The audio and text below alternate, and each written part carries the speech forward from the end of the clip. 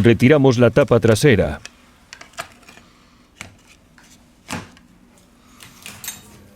Aflojamos el conector de la huella.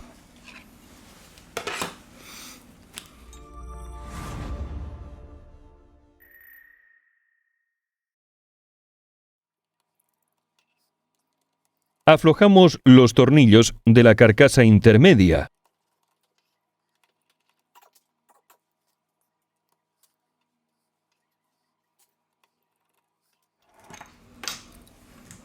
Es el momento de retirar la antena.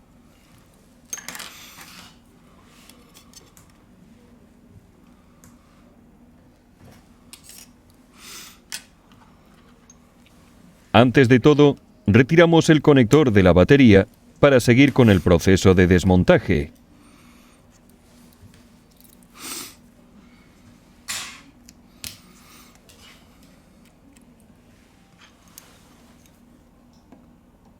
Retiramos los tornillos de la parte inferior del dispositivo.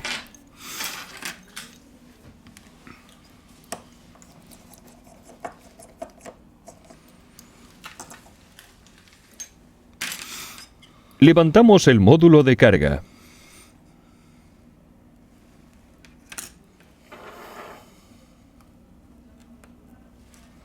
Desconectamos el cable coaxial. Aquí tenemos el flex de comunicación de la placa base con la subplaca base.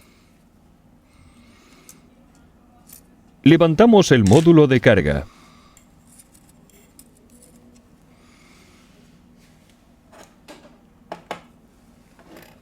Hemos acabado el proceso de desmontaje.